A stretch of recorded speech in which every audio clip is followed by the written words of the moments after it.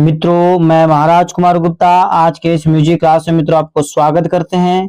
यदि आप BPSC TRE 3.0 music से मित्रों यदि संगीत का आप शिक्षक बनना चाहते हैं या फिर मित्रों टेट 2024 संगीत से आप क्वालिफाई करना चाहते हैं मित्रों, तो यह चैनल आपके लिए अति महत्वपूर्ण है। मित्रों आपको बताते चलें कि यह मैराथन क्लास 21 नंबर का मित्रों क्लास चल रहा है।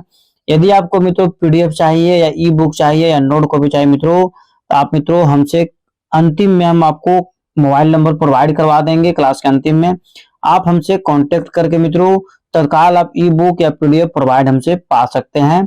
ठीक है मित्रों, प्रतिदिन इस चैनल पर सुबह 8 बजे और रात्रि 8 बजे मित्रों क्लास म्यूजिक चलाया जाता है। क्लास को प्रतिदिन आप जरूर ज्वाइन करें। और बिना समय गवाए मित्रों आज के प्रथम प्रश्न पर हम लोग चलेंगे। आचार्य बृहस्पति द्वारा निर्मित वाद्य कौन सा है? आचार्य बृहस्पति द्वारा निर्मित वाद्य कौन सा है? जिस प्रश्न का आंसर मित्रों आपको आ रहा है उस प्रश्न का आंसर आप कमेंट्स में जरूर दिया कीजिए। ए में है मित्रों आपका श्रुति दर्पण, बी में है मत कोकिला बिना, सी में है घोषा बिना, डी में मित्रों एक तंत्री बिना।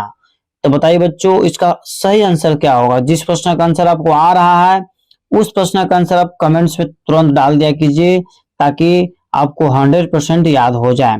तो मित्रों आचार्य बृहस्पति द्वारा निर्मित वाद्य कौन सा है? तो मित्रों श्रुति दर्पण। क्या है? श्रुति दर्पण। एप्पल आंसर आपका क्या है? सही है। इस प्रकार बच्चों हम लोग अगले प्रश्न की ओर चलेंगे। सादरावाद का आविष्कार किसने किया? सादरा एक प्रकार का वाद्य यंत्र है, उसको आविष्कार किसने किया? ए में आपका है गुरु रामदास, बी में गुरु नानक साहब, सी में बच्चों आपका अकबर और डी में आपका है भरत साहब। तो बच्चों कमेंट्स में आप आंसर जरूर बताइए कि सादरावाद का आविष्कार किसने किया। एक चीज आपको इस प्रश्न में हिंट हम जरूर करेंगे कि जो सिख धर्म से मित्रों यह वाद्य सबसे ज्यादा प्रयोग किया जाता है। सिख धर्म के जो व्यक्ति मानता है उसके द्वारा सबसे ज्यादा प्रयोग किया जाता है। ठीक है, और उसका निर्माण भी उसका खोज भी मित्रों जैसे उन्हीं दो गुरुओं में से कोई किए थे। यही दो गुरु का नाम है। इसमें सब बताइए क्या आंसर होगा।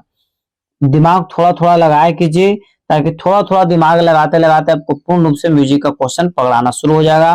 तो मित्रों सादरावाद का आविष्कार किसने किया था? तो गुरु रामदास साहब किए थे। एप्पल आंसर क्या है? सही है। इस प्रकार बच्चों अगले प्रश्न की ओर चलेंगे। हारमोनियम का आविष्कार कब हुआ? ठीक है, हारमोनियम का आविष्कार कब हुआ?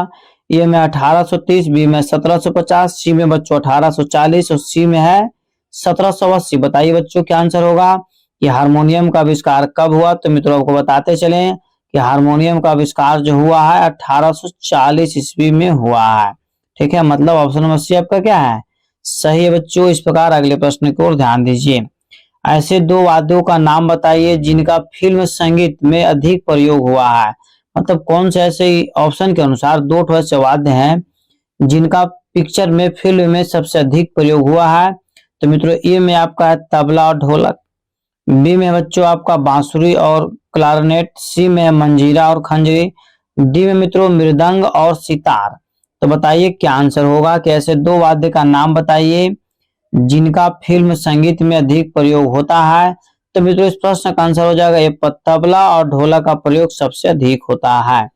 अगला प्रश्न मित्रों कि हारमोनियम का आविष्कार किसने किया था? फटाफट मित्रों कमेंट्स में आंसर दिया कीजिए कि हारमोनियम का आविष्कार किसने किया था। ए में आपका है बाक, बी में रॉबर्ट सैमुन, सी में बच्चों अलेक्जेंडर फैकस डिवेड, डी में आपका है कि मोटसार्ट। तो बच्चों कमेंट्स में आप तुरंत आंसर दीजिए कि हारमोनियम का आविष्कार किसने किया। सभी प्रश्न आपके एग्जाम्स में आने की 100% संभावना है, अतः आप कमेंट्स में तुरंत आंसर डाला कीजिए।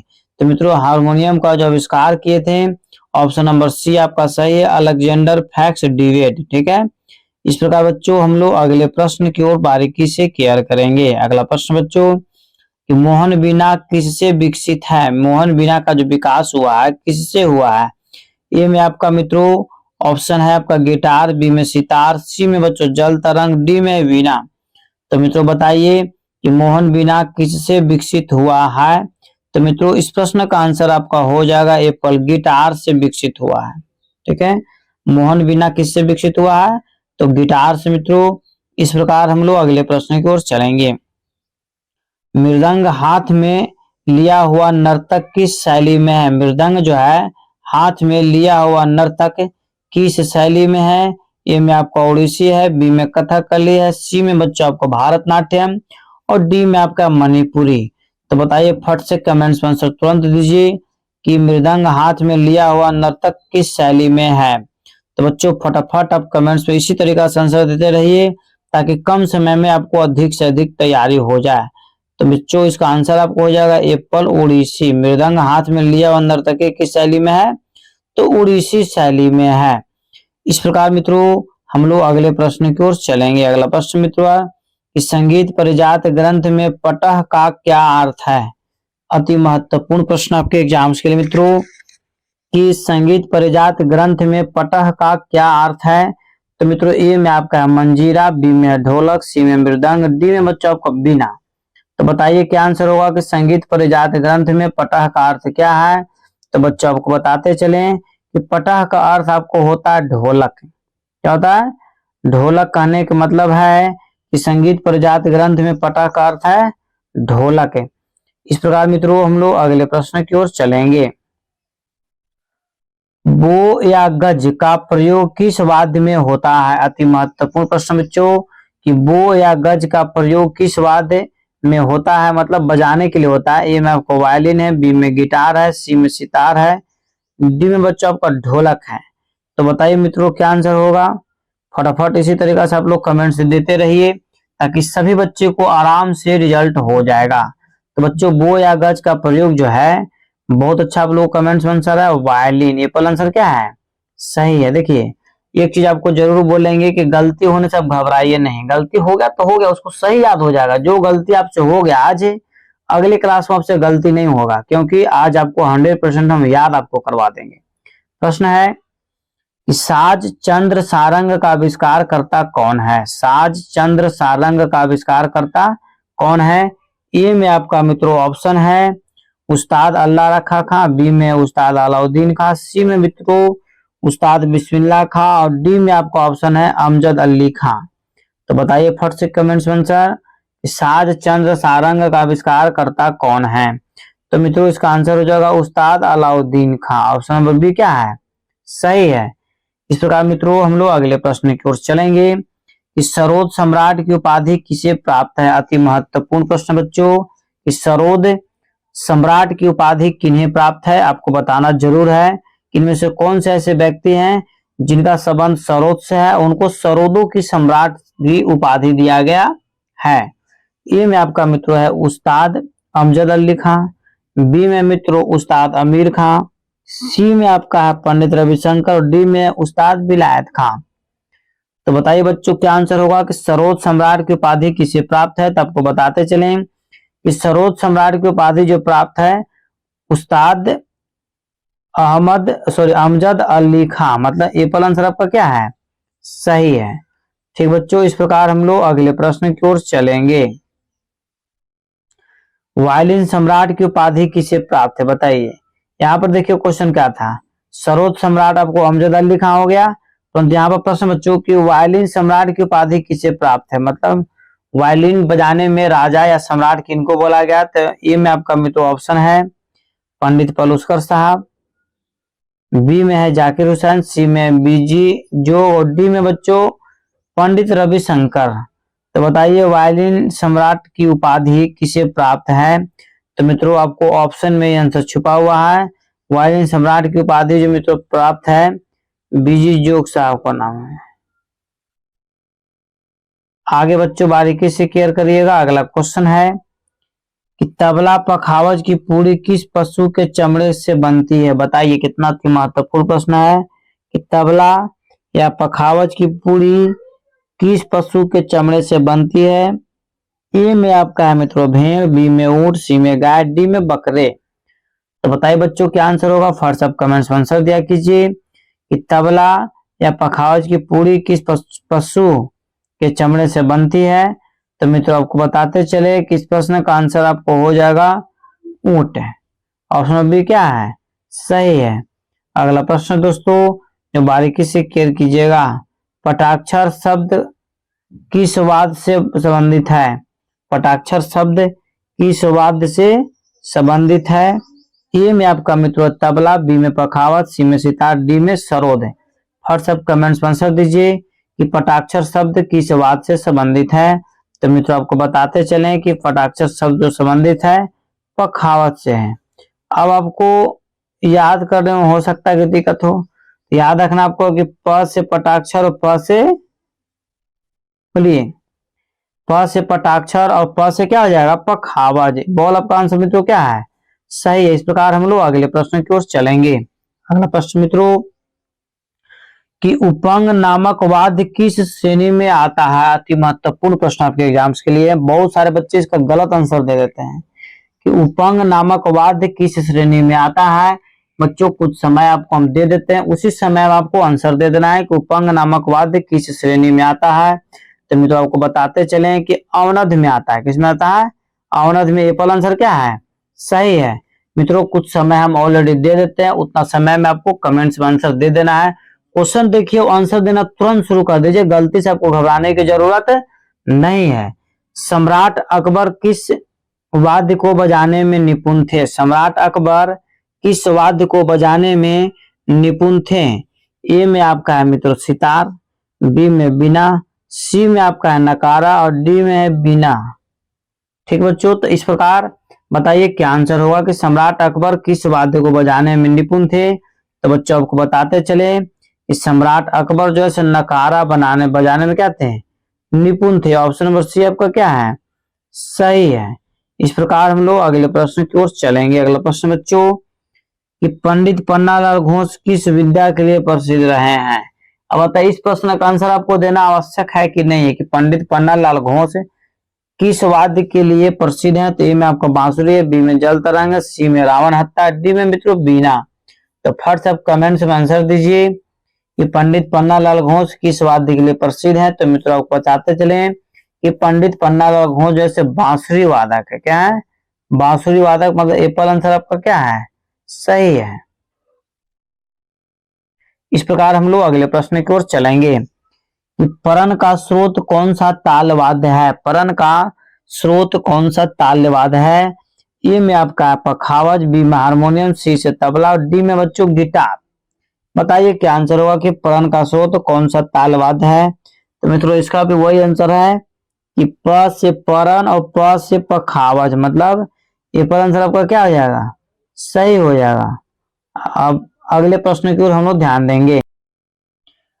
अवान ई मिस्त्री किस वाद्य को बजाती है। बच्चों आपको बताते चले कि बीपीएससी टीआरई 2.0 में जो कल्याण विभाग का जो बच्चों म्यूजिक का फॉर्म भरे थे उसमें एक प्रश्न पूछा था कि अवान ई मिस्त्री किस वाद्य को बजाती है। तो मित्रों ए में आपका तबला है, बी में सितार है, सी में वीणा है और डी में बच्चों आपका सरोद है। बताइए क्या आंसर होगा कि अवान ई मिस्त्री किस वाद्य को बजाती है। तो मित्रों आपको बताते चले कि अवान ई मिस्त्री जो तबला वादक है, क्या है, तबला वादक है। इस प्रकार प्रश्न का आंसर एप्पल आंसर क्या है, सही है। अगला प्रश्न मित्रों कि राष्ट्रीय वृंदावन कहाँ स्थित है। सॉरी, राष्ट्रीय वृंदवादन कहाँ स्थित है। मित्रों आप कमेंट्स में तुरंत आंसर दीजिए कि राष्ट्रीय वृंदवादन कहाँ स्थित है। ए में आपका दिल्ली है, बी में कोलकाता है, सी में चेन्नई है, डी में बच्चों आपका मुंबई है। तो बताइए फटाफट कमेंट्स में आंसर कि राष्ट्रीय वृंदवादन कहाँ स्थित है। तो बच्चों आपको बताते चले कि राष्ट्रीय वृंदवादन जो है आपको दिल्ली में स्थित है। एप्पल आंसर आपका क्या है, सही है।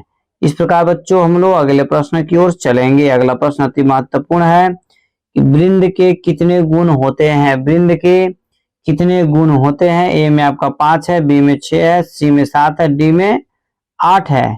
तो बताइए बच्चों क्या आंसर होगा कि वृंद के कितने गुण होते हैं। तो बच्चों आपको कमेंट्स में आंसर जरूर देना है क्योंकि यह प्रश्न हम बहुत बार बता चुके हैं कि वृंद के कितने गुण होते हैं। तो बच्चों आपको बताते चले कि वृंद के कुल 6 गुण होते हैं। ठीक है, ऑप्शन बी आपका क्या है, सही है। इस प्रकार बच्चों अगले प्रश्न की ओर चलेंगे कि चेंडा या मृदलनम कहाँ का वाद्य है।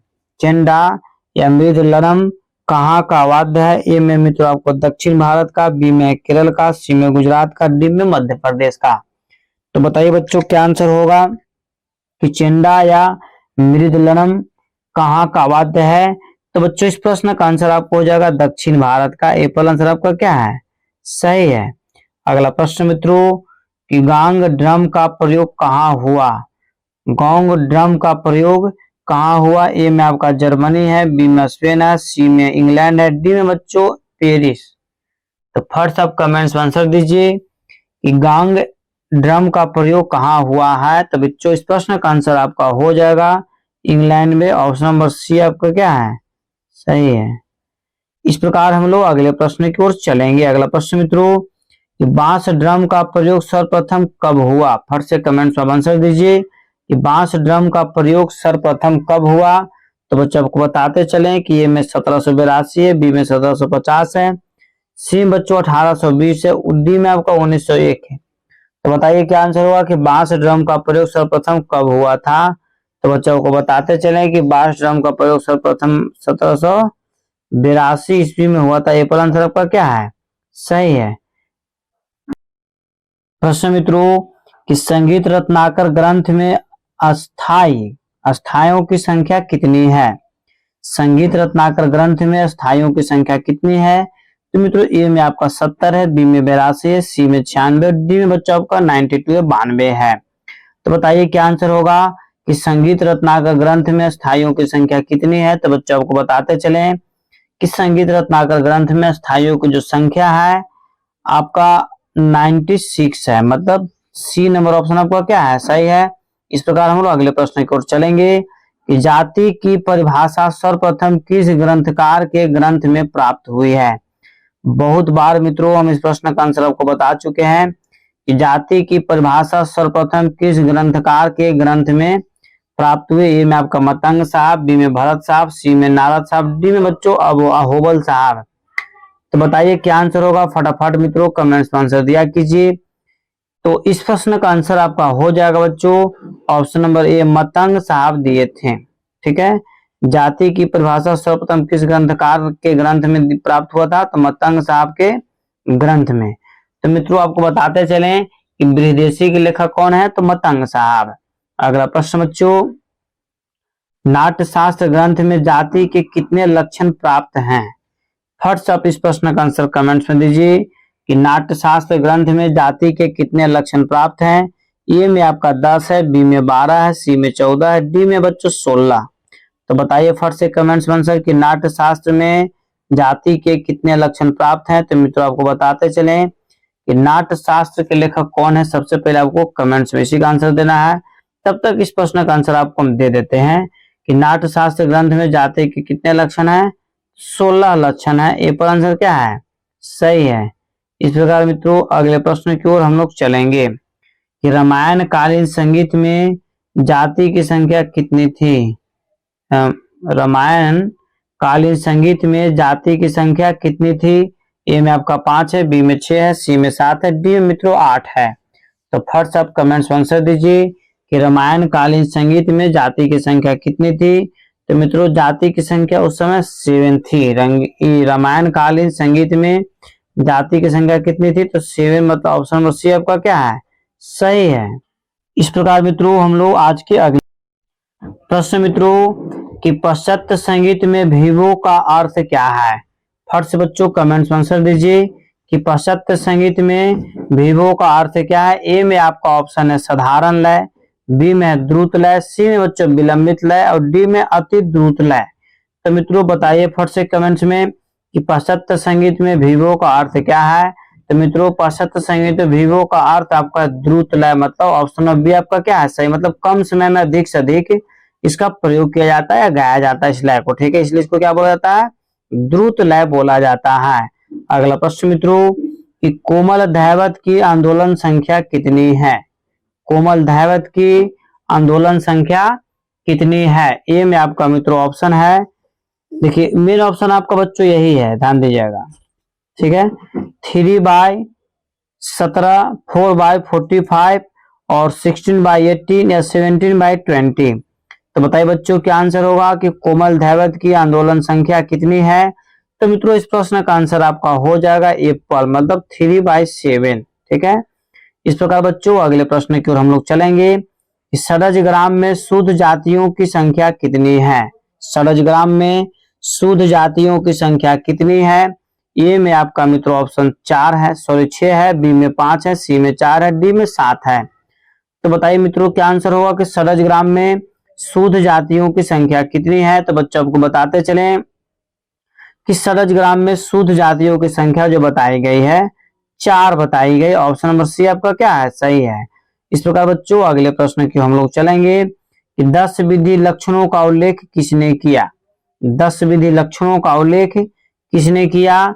ए में मित्रों आपका ऑप्शन है भरत साहब, बी में मतंग साहब, सी में सोमनाथ साहब और डी में नारद साहब। तो बताइए बच्चों क्या आंसर होगा कि 10 विधि लक्षणों का उल्लेख किसने किया। तो मित्रों फटाफट आप कमेंट्स में आंसर दिया कीजिए ताकि आपको सभी प्रश्नों का आंसर आपको 100% याद हो जाए।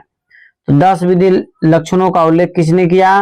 तो मित्रों इस प्रश्न का आंसर आपका हो जाएगा भरत साहब। कौन किए हैं, भरत साहब। कहने का मतलब कि एप्पल आंसर बच्चों आपका क्या है, सही है।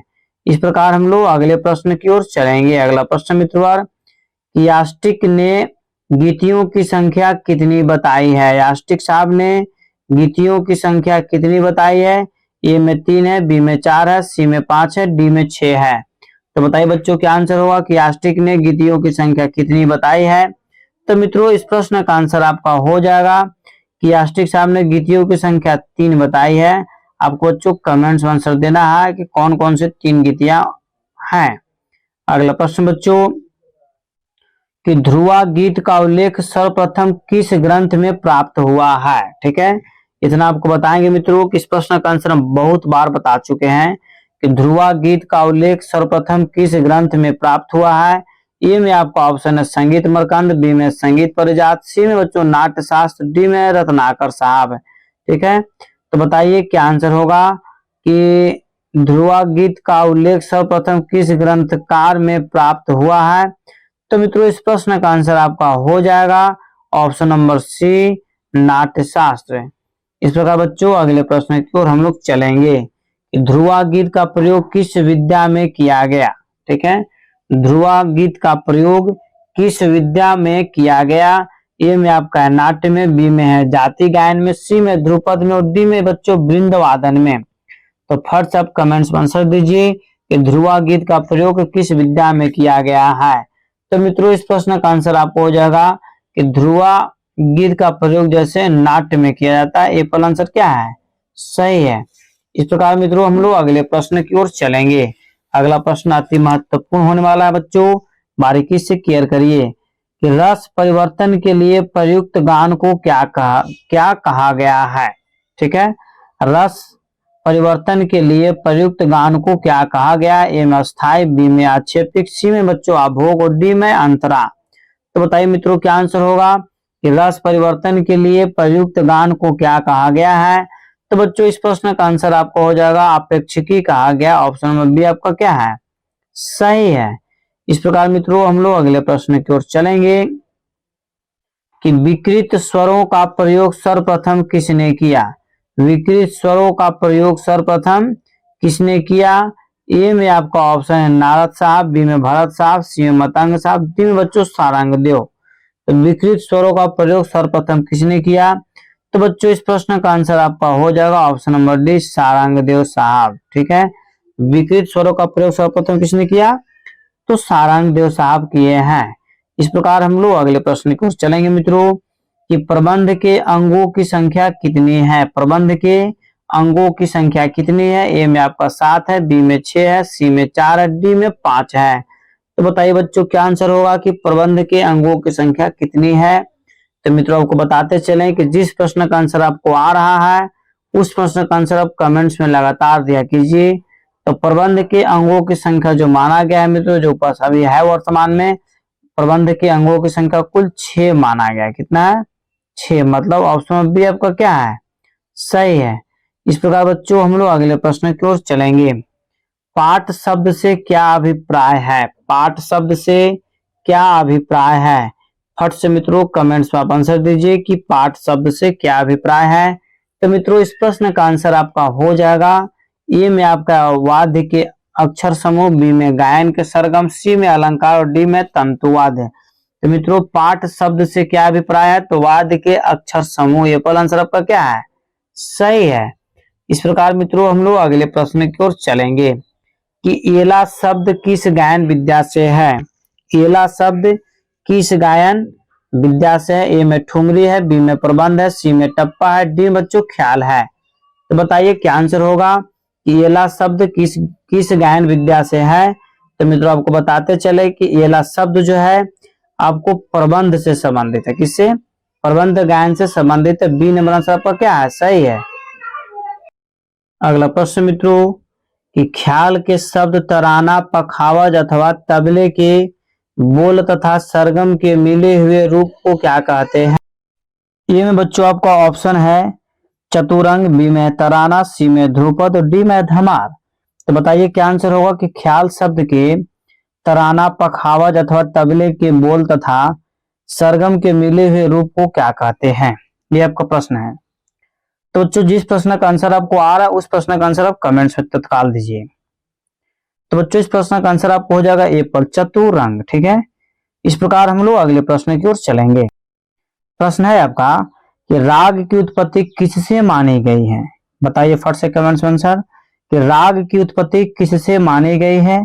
ए में आपका मित्रों चाट है, बी में ग्राम है, सी में आपका जो है मूर्छना है और डी में आपका जाति है। तो मित्रों चाट नहीं होकर के थाट लिखाएगा। क्या लिखाएगा? थाट। ठीक है, तो बताइए फट से कमेंट्स में आंसर कि राग की उत्पत्ति किससे मानी गई है। तो मित्रों इस प्रश्न का आंसर आपका हो जाएगा ये पल मतलब थाट ही आंसर क्या है? सही है। एक चीज मित्रों आपको हम जरूर बोलेंगे कि इस वीडियो को अपने स्टडी ग्रुप में जरूर शेयर कीजिए ताकि जितने भी बच्चे हैं सभी बच्चे एक साथ जुड़ सकें और सभी बच्चे एक साथ पढ़ सकें। ठीक है, अगला प्रश्न मित्रों ललित कलाओं में कौन सी कला सर्वश्रेष्ठ है। ललित कलाओं में कौन सी कला सर्वश्रेष्ठ है। ए में संगीत है, बी में चित्रकला है, सी में मूर्ति कला, डी में मित्रों काष्ठ कला है। तो फट सब कमेंट्स में आंसर दीजिए कि ललित कलाओं में कौन सी कला जो है सर्वश्रेष्ठ मानी गई है। तो मित्रों इस प्रश्न का आंसर आपको हो जाएगा संगीत। ये पहला आंसर क्या है? सही है। इस प्रकार मित्रों क्वेश्चन नंबर 45 पर हम लोग चलेंगे। सालक सुड प्रबंधों की संख्या कितनी है। फट से मित्रों कमेंट्स में आप आंसर दीजिए कि सालक सुड प्रबंधों की संख्या कितनी है। ए में आपका 5 है, बी में 6 है, सी में 7 है, डी में मित्रों आपको 8 है। तो बताइए फट से कमेंट्स में आंसर कि सालक सुड प्रबंधों की संख्या कितनी है। तो बच्चों आपको बताते चले कि सालक सुड प्रबंधों की संख्या आपको 7 मानी गई है। ऑप्शन नंबर सी आपका क्या है? सही बच्चों। अगला प्रश्न है कि ध्रुपद की कितनी वाणियां हैं। ध्रुपद की कितनी वाणियां हैं। ए में आपका 2 है, बी में 3 है, सी में 5 है, डी में मित्रों आपका 4 है। तो फट से कमेंट्स में आप आंसर दीजिए कि ध्रुपद की कितनी वाणियां हैं। तो मित्रों आपको बताते चले कि ध्रुपद की कुल 4 वाणियां हैं। आपको मित्रों कमेंट्स में आंसर देना है कि ध्रुपद की जो 4 वाणियां हैं कौन कौन सा है, क्योंकि इसके पिछले क्लास में हम बता चुके हैं कि ध्रुपद की जो 4 वाणी है तो कौन कौन है। अगला प्रश्न मित्रों अपने ही नाम वाले थाट से उत्पन्न राग को क्या कहते हैं। अति महत्वपूर्ण प्रश्न आपका लॉजिकल प्रश्न है आपका है कि अपने ही नाम वाले थाट से उत्पन्न राग को क्या कहते हैं। मिश्र राग, बी में है परमेल परवेशक राग, सी में आश्रय राग, डी में मित्रों प्रातः कालीन राग। तो मित्रों जो अपने ही थाट के नाम पर जिस राग का निर्माण होता है उसको हम लोग आश्रय राग बोला जाता है। क्या बोला जाता है? आश्रय राग। ठीक है, अगला प्रश्न मित्रों पंडित वेंकटमुखी, ठीक है, पंडित वेंकटमुखी के अनुसार रागों की कुल जातियां कितनी हो सकती है। ए में आपका 9 है, बी में 6 है, सी में 3 है और डी में बच्चों 7 है। तो फट सब कमेंट्स में तत्काल आंसर दीजिए कि पंडित वेंकटमुखी के अनुसार रागों की कुल जातियां कितनी मानी गई है। तो मित्रों कुल जाति आपको 9 मानी गई है। एप्पल आंसर आपका क्या है? सही है। बच्चों एक चीज जरूर बोलेंगे कि जीवन में यदि सफल होना है तो प्रतिदिन एक टारगेट फिक्स कीजिए और उस टारगेट को पूरा करने में अपना पूरा दिन लगा दीजिए। आगे आने वाला समय आपका ऑटोमेटिक सही हो जाएगा। प्रश्न मित्रों आपका कि उत्तर भारतीय पद्धति में कोमल रे के नाम से पुकारे जाने वाले स्वर की दक्षिणी भारतीय पद्धति में किस नाम से पुकारते हैं। ए में आपको कोमल रे है, बी में शुद्ध रे है, सी में चतुश्रुति रे है और डी में मित्रों षष्ठ श्रुति रे है। तो बताइए क्या आंसर होगा। इस प्रश्न का भी आंसर मित्रों बहुत बार बता चुके हैं, आपको कमेंट्स में जरूर आंसर देना चाहिए। तो बच्चों इस प्रश्न का आंसर आपको हो जाएगा सूद रे। सूद रे कहने के मतलब है कि ऑप्शन नंबर बी आपका क्या है, सही है। इस प्रकार हम लोग अगले प्रश्न की ओर चलेंगे बच्चों। यह क्वेश्चन नंबर 50 है। यह एक प्रकार का मित्रों श्लोक है कि चतु षटज मध्यम षडज मध्यम पंचमा, ठीक है, द्वय द्वय निषाद गंधारो त्रित्री त्रित्री ऋषभ धैवतो। यह एक प्रकार का मित्रों श्लोक है, पंक्ति है, ठीक है। यह किस किताब का जो है से लिया हुआ स्रोत है? ए में मित्रों जो है से भरत, बी में रत्नाकर, सी में सारंग और डी में मित्रों हनुमंत साहब, ठीक है। तो इस श्लोक को मित्रों किसने लिखा था? तो मित्रों इस प्रश्न का आंसर आपका हो जाएगा एप्पल, कहने का मतलब है कि भरत साहब। अगला प्रश्न बच्चों जो कि अति महत्वपूर्ण आपके एग्जाम के मद्देनजर रखते हुए है, लक्षण गीत का क्या उद्देश्य है? फट सब कमेंट्स आंसर दीजिए कि लक्षण गीत का क्या उद्देश्य है। ए में आपका मित्रों राग परिचय, बी में है लोकगीत सिखाना, सी में है मित्रों आपका अस्थायी गीत की स्वर लिपि बनाना, डी में बच्चों आपका ताल का प्रकार बताना। तो फट सब कमेंट्स आंसर दीजिए कि लक्षण गीत का क्या उद्देश्य है। तो बच्चों आपको बताते चलें कि लक्षण गीत का जो मित्रों उद्देश्य है राग का परिचय बताना। एप्पल आंसर आपको क्या है, सही है। मित्रों एक चीज आपको जरूर बोलेंगे कि प्रतिदिन क्लास को सुबह 8 बजे और रात्रि 8 बजे मित्रों इस चैनल पर क्लास म्यूजिक के लिए जाते हैं, अतः क्लास को जरूर ज्वाइन करें। तो मित्रों प्रश्न है कि भैरव थाट में यदि मध्यम तीव्र कर देने पर कौन सा थाट बनेगा? ए में आपको है मारवा होगा यहाँ पर, ए में मारवा, बी में भैरवी, सी में सावरी, डी में मित्रों पूर्वी। बताइए क्या आंसर होगा कि भैरव थाट में यदि मध्यम तीव्र कर देने पर कौन सा थाट बनेगा? तो बच्चों आपको बताते चले कि इस प्रश्न का आंसर आपको हो जाएगा कि मारवा थाट बनेगा। एप्पल आंसर आपका क्या है, सही है। इस प्रकार मित्रों अगला प्रश्न है कि 12 स्वरों में से 7 मुख्य स्वर को क्या कहते हैं? बताइए इस प्रश्न का आंसर आपको कमेंट्स में एकदम 100% देना चाहिए कि 12 स्वरों में से 7 मुख्य स्वर को क्या कहते हैं। मित्रों फर्स्ट इस प्रश्न का आंसर दीजिए। ए में आपका शुद्ध स्वर, बी में विकृति स्वर, सी में कोमल स्वर और डी में बच्चों आपका तीव्र विकृति स्वर। तो बताइए क्या आंसर होगा कि 12 स्वरों में से 7 मुख्य स्वर को क्या कहते हैं? तो बच्चों आपको बताते चले कि 12 स्वरों में से 7 मुख्य स्वर को शुद्ध स्वर बोला जाता है। एप्पल आंसर आपका सही है। इस प्रकार बच्चों अगले प्रश्न की ओर हम लोग चलेंगे कि जब कोई स्वर शुद्ध अवस्था से नीचे होता है तो उसे क्या कहते हैं? इस प्रश्न का भी आंसर मित्रों हम बहुत बार आपको बता चुके हैं कि जब कोई स्वर शुद्ध स्वर से नीचे होता है उसे क्या कहते हैं? शुद्ध स्वर, विकृति स्वर, कोमल स्वर या तीव्र स्वर। तो बच्चों इस प्रश्न का आंसर हो जाएगा ऑप्शन नंबर सी, कोमल स्वर आपका आंसर क्या है, सही है।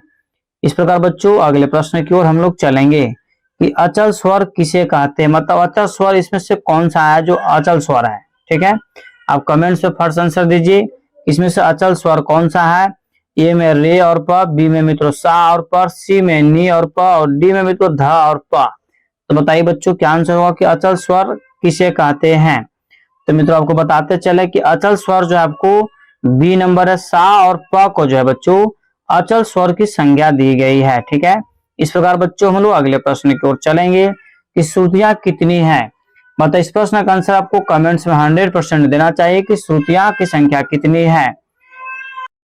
ए में आपका ऑप्शन है 22, बी में है 23, सी में बच्चों आपका 24 और डी में है 26। बताइए कि श्रुतियां कितनी है। इस प्रश्न का आंसर मित्रों हम बहुत बार बता चुके हैं, इसका कमेंट्स में आंसर आप जरूर दीजिए कि श्रुतियों की संख्या कितनी है। कितना अच्छा ढंग से आप लोग मित्रों क्वेश्चन देखते के साथ आप लोग आंसर कमेंट्स में दे रहे, इसके लिए सभी को दिल से धन्यवाद। इसका आंसर एप्पल आप सभी व्यक्ति का सही है कि श्रुति की कुल संख्या कितनी है, तो 22 है, ठीक है। इस प्रकार इसी तरीका से सभी प्रश्न का आंसर आपको देना है। अगला प्रश्न मित्रों कि पंडित विष्णु नारायण भारत खंडे जी का जन्म कब हुआ था। इस प्रश्न का भी आंसर आपको तुरंत तत्काल में दीजिए कि पंडित विष्णु नारायण भारत खंडे जी का जन्म कब हुआ था। ए में बच्चों आपका ऑप्शन है 10 अगस्त 1860, बी में 12 अगस्त 1960, सी में बच्चों आपका 13 अगस्त 1960 और डी में बच्चों 14 अगस्त 1960। बताइए बच्चों क्या आंसर होगा कि विष्णु नारायण भारत खंडे जी का जन्म कब हुआ था। तो बच्चों इसका आंसर आपका हो जाएगा, फट से आप लोग कमेंट्स में आंसर दिया कि इसका आंसर हो जाएगा तो 10 अगस्त 1960, सॉरी 1860, 10 अगस्त 1860 60 मतलब एप्पल आंसर बच्चों आपका क्या है, सही है। इस प्रकार मित्रों हम लोग अगले प्रश्न की ओर चलेंगे कि पंडित पलुस्कर जी के पहली मात्रा किस प्रकार के चिन्ह से पहचानी जाती है। अति महत्वपूर्ण प्रश्न बच्चों कि पंडित पलुस्कर जी की पहली मात्रा किस प्रकार के चिन्ह से पहचानी जाती है। ए में बच्चों आपका ऑप्शन है प्लस, बी में है गुना का साइन, सी में बच्चों आपको व्हाट है, डी में आपका शून्य है। बताइए क्या आंसर होगा कि पंडित पलुस्कर जी की पहली मात्रा किस प्रकार चिन्ह से पहचानी जाती है। तो मित्रों इस प्रश्न का आंसर आपका हो जाएगा प्लस से, मतलब एप्पल आंसर आपका क्या है, सही है। इस प्रकार बच्चों अगले प्रश्न की ओर हम लोग चलेंगे। अगला प्रश्न मित्रों कि पंडित विष्णु नारायण भारतखंडे के ताल लिपि में खाली को कौन सा चिन्ह द्वारा जानते हैं। पंडित विष्णु नारायण भारतखंडे के ताल लिपि में खाली को कौन सा चिन्ह द्वारा जानते। ए में आपका शून्य है, बी में 1 है, सी में आपका बच्चों क्रॉस का साइन है और डी में आपका प्लस है। बताइए फट से कमेंट्स आंसर, फटाफट बच्चों कमेंट्स आंसर दिया कीजिए ताकि कम समय में आपको अधिक से अधिक प्रश्नों का आंसर करवा दिया जाएगा। तो मित्रों इस प्रश्न का आंसर आपका हो जाएगा शून्य, मतलब एप्पल आंसर क्या है, सही। इस प्रकार बच्चों अगले प्रश्न की ओर हम लोग चलेंगे। तानपुरे पर सुनी जा सकने वाली आवृत्ति का प्रकार है, मतलब तानपुरे में जो तार चार वो तार होता है तानपुरा में, ठीक है। तो तानपुरे पर सुनी जाने वाली आवृत्ति का प्रकार है। तो मित्रों ए में है 15 से 8500, बी में बच्चों 80 से 5500, सी में बच्चों आपको 100 से 10,000 और डी में मित्रों 100 से 1000। तो बताइए क्या आंसर होगा, फटाफट मित्रों कमेंट्स में आंसर दिया कीजिए। साइंस आप लोग पढ़े भी होंगे इस प्रश्न का आंसर।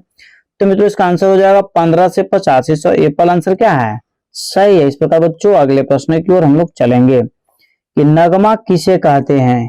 इस प्रश्न भी बच्चों हम बहुत बार बता चुके हैं कि नगमा किसे कहते हैं। ए में आपका लहरा, बी में है दुपल्ली, सी में है ख्याल, डी में बच्चों इनमें से कोई नहीं।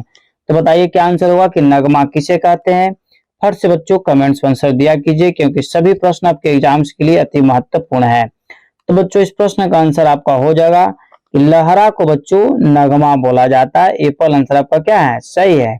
इस प्रकार हम लोग अगले प्रश्न की ओर चलेंगे बच्चों कि संगीत द्वारा हम किसी रोगी का उपचार करने में अधिक सफलता प्राप्त करते हैं, ठीक है। किस प्रकार के रोगी को हम संगीत के माध्यम से उसको उपचार कर सकते हैं। ए में आपका शारीरिक, बी में बच्चों मानसिक, सी में विकलांग और डी में बच्चों इनमें से कोई नहीं होगा, ठीक है। तो बताइए क्या आंसर होगा। इस संगीत द्वारा हम किस रोगी का उपचार करने में अधिक सफलता प्राप्त कर सकते हैं। ए में बच्चों आपका ऑप्शन है, बी में भी है, सी में भी और डी में भी। तो बताइए फट से क्या आंसर होगा। तो बच्चों इस प्रश्न का आंसर आपका हो जाएगा जो व्यक्ति मानसिक तौर पर मित्रों जो इसको प्रदान्वित होता है, मानसिक रूप से जो मित्रों बीमार होता है उसका इलाज संगीत के माध्यम से आराम से किया जा सकता है, ठीक है। मतलब ऑप्शन बी आपका क्या है, सही है। मित्रों अगला प्रश्न है कि भाव, राग और ताल इन तीनों को एक साथ किसने दिखाया जा सकता है, ठीक है। भाव, राग और ताल इन तीनों को एक साथ किसमें दिखाया जा सकता है। ए में बच्चों आपका नाद है, नाद होगा, बी में वाद्य, सी में नाटक, डी में बच्चों इनमें से कोई नहीं। तो बताइए मित्रों क्या आंसर होगा कि तीनों को जो है भाव को, राग को, ताल को, तीनों को किसमें एक साथ मित्रों दिखा सकते हैं। तो बच्चों इस प्रश्न का आंसर आपको हो जाएगा नाद में, मतलब एप्पल आंसर आपका क्या है, सही है। सभी प्रश्न बच्चों आपके एग्जाम्स के लिए अति महत्वपूर्ण है। अगला प्रश्न है कि भारतीय विद्वानों ने किसको हृदयगत भाव के उद्घाटन का सबल साधना माना है। ए में आपका गीत है, बी में वाद्य है, सी में नाटक है, डी में बच्चों इनमें से कोई नहीं। तो बताइए मित्रों क्या आंसर होगा कि भारतीय विद्वानों ने किसको हृदयगत भाव के उद्घाटन का सबल साधना माना है, साधन माना है। तो मित्रों इस प्रश्न का आंसर आपका हो जाएगा एप्पल, गीत को माना है, ठीक है। गीत को माना गया, एप्पल आंसर आपका क्या है, सही है। बच्चों अगला प्रश्न है कि मिंड को पाश्चात्य संगीत में क्या कहते हैं। मिंड को पाश्चात्य संगीत में क्या कहते हैं। ए में आपका मित्रों पाज है, बी में रेस्ट है, सी में बच्चों अस्तर है और डी में आपको क्वेयर है। तो बताइए मित्रों क्या होगा इसका सही आंसर कि मिंड को पाश्चात्य संगीत में क्या कहते हैं। तो बच्चों इस प्रश्न का आंसर हो जाएगा कि मिंड को पाश्चात्य संगीत में अस्तर बोलते हैं। ऑप्शन नंबर सी आपका क्या है, सही है। इस प्रकार बच्चों अगले प्रश्न की ओर हम लोग चलेंगे। इस प्रकार मित्रों हम लोग अगले प्रश्न मित्रों ध्यान दीजिएगा बारीकी से कि तानपुरे में पंचम स्वर किस सप्तक से दिखाया जाता है। तानपुरे में पंचम स्वर किस सप्तक से दिखाया जाता है। ए में बच्चों आपका ऑप्शन है तार सप्तक से, बी में मंद्र सप्तक से, सी में बच्चों मध्य सप्तक से और डी में आपका इनमें से कोई नहीं। बताइए बच्चों क्या आंसर होगा कि तानपुरे में पंचम स्वर किस सप्तक से दिखाया जाता है। तो बच्चों जिस प्रश्न का आंसर आपको आ रहा है उस प्रश्न का आंसर आप कमेंट्स में तत्काल दीजिए। तुरंत आंसर आप कमेंट्स में डाला कीजिए ताकि आपको तुरंत पता चल जाएगा कि आपके द्वारा याद किया हुआ कितना सही और कितना गलत है। इस प्रकार मित्रों इस प्रश्न का आंसर जो आपका हो गया, ध्यान दीजिएगा, बहुत अच्छा। इसी तरीके से आप लोग सभी प्रश्न का आंसर देते रहते। इसका आंसर ऑप्शन में बी मंद्र सप्तक, ऑप्शन बी आपका क्या है, सही है। इस प्रकार मित्रों अगले प्रश्न की ओर हम लोग चलेंगे। तानपुरे का चौथा तार किस सप्तक से मिलाया जाता है। तानपुरे का चौथा तार, ये में बच्चों आपका ऑप्शन है मंद्र, मध्य में, बीच में, बी में आपका मित्रों मंद्र सप्तक, सी में आपका तार सप्तक और डी में बच्चों आपको इनमें से कोई नहीं। तो बताइए बच्चों क्या आंसर होगा कि तानपुरे का चौथा तार यहाँ पर होगा। चौथा तार जो है से चौथा, ठीक है, चौथा तार किस सप्तक में मिलाया जाता है। तो बच्चों इस प्रश्न का आंसर आपका हो जाएगा मध्य में, मतलब एप्पल आंसर आपका सही है। इस प्रकार मित्रों हम लोग अगले प्रश्न की ओर चलेंगे। राग दरबारी कन्हाड़ा में तानपुरे का प्रथम तार किस स्वर में मिलता है। राग दरबारी कन्हाड़े में तानपुरे का प्रथम तार किस स्वर में मिलता है। ए में आपका ग है, बी में आपका रे है, सी मित्रों प है और डी में आपका ध है। बताइए बच्चों क्या आंसर होगा। जिस प्रश्न का आंसर आपको आ रहा है उस प्रश्न का आंसर आप कमेंट्स में तत्काल दिया कीजिए ताकि कम समय में आपको अधिक से अधिक तैयारी हो जाते। मित्रों इस प्रश्न का आंसर हो जाएगा ऑप्शन नंबर सी आपका सही है। इस प्रकार बच्चों अगले प्रश्न की ओर हम लोग चलेंगे। अगला प्रश्न अति महत्वपूर्ण मित्रों, आधुनिक स्केल पद्धति को क्या कहा जाता है। आधुनिक स्केल पद्धति को क्या कहा जाता है। ए में आपका मिंड होगा, ठीक है, बी में मित्रों मेलोडी, सी में ओपेरा और डी में मित्रों आपका ऑर्केस्ट्रा। बताइए फट से कमेंट्स में आंसर कि आधुनिक स्केल पद्धति को क्या कहा जाता है। तो मित्रों आपको बताते चले कि आधुनिक स्केल पद्धति को मित्रों बोला जाता है, बहुत अच्छा, मिंड बोला जाता है। एप्पल आंसर आपका क्या है, सही है। इस प्रकार हम लोग अगले प्रश्न की ओर चलेंगे। अगला प्रश्न है बच्चों, बारीकी से केयर करिएगा। प्रश्न मित्रों ध्यान दीजिएगा बारीकी से कि जो स्वर रचना बजाए जा सके उसे पश्चात संगीत में कहते हैं। जो स्वर रचना बजाए जा सके उसे पश्चात संगीत में कहते हैं। ए में आपका मित्रों कैनॉट है, बी में मित्रों सोनाटा है, सी में आपका पोल्का है और डी मित्रों चैम्बर है। बताइए बच्चों क्या आंसर होगा। सभी प्रश्न आपके एग्जाम्स के लिए अति महत्वपूर्ण देखते हुए बच्चों तैयार किया गया था। इस प्रश्न का आंसर हो जाएगा सोनाटा, मतलब बॉल आंसर आपका क्या है, सही है। अगला प्रश्न मित्रों जो अति महत्वपूर्ण प्रश्न मित्रों बारीकी से केयर कीजिएगा कि अब्दुल करीम खां किस घराने के कलाकार थे। आपके एग्जाम्स के लिए ये स्टेट देना चाहते हो या फिर बीपीएससी टीआरई 3.0 देना चाहते हैं, दोनों एग्जाम्स के लिए बच्चों आपका अति महत्वपूर्ण प्रश्न है कि अब्दुल करीम खां किस घराने के कलाकार थे। तो बच्चों अब्दुल करीम खां एप्पल में आपका दिल्ली घराना, बी में आगरा घराना, सी में किराना घराना, डी में मित्रों जयपुर घराना है। बताइए बच्चों क्या आंसर होगा कि अब्दुल करीम खां किस घराने के कलाकार थे। तो बच्चों आपको बताते चले कि अब्दुल करीम खां जो है किराना घराना के कलाकार थे। आप ऐसे भी याद रख सकते हैं करीम खां किराना, करीम खां किराना, मतलब क की तुलना क से आपका सही आंसर है। इस प्रकार हम लोग अगले प्रश्न की ओर चलेंगे। आगरा घराना के जन्मदाता कौन है, ठीक है, आगरा घराना के जन्मदाता कौन है। ए में आपका मित्रों ऑप्शन है अब्दुल करीम खां, बी में गिरजा देवी, सी में बच्चों आपको नत्थन पीर बख्श साहब और डी में हाजी सुजान खां। बच्चों बताइए क्या आंसर होगा कि आगरा घराने के जन्मदाता कौन है। तो मित्रों आपको बताते चलें कि आगरा घराना के जो जन्मदाता है इसका आंसर हो जाएगा हाजी सुजान खां, ऑप्शन नंबर डी आपका क्या है, सही है। इस प्रकार मित्रों हम लोग अगले प्रश्न की ओर चलेंगे। अगला प्रश्न मित्रों, अलादिया खां के घराने का नाम बताएं। मतलब कहने का मतलब है कि अलादिया खां का संबंध जैसे किस घराने से है। ए में आपका मित्रों ऑप्शन है जयपुर घराना, बी में आपका पंजाब घराना, सी में ग्वालियर घराना, डी में किराना घराना। बताइए बच्चों क्या आंसर होगा कि अलादिया खां के घराने का नाम बताया। तो मित्रों आपको बताते चले कि अलादिया खां जो किस घराने से संबंधित है। तो मित्रों जयपुर घराना से इनका संबंध था। एप्पल आंसर क्या है, सही है। इस प्रकार मित्रों हम लोग क्वेश्चन नंबर 74 पर चलेंगे।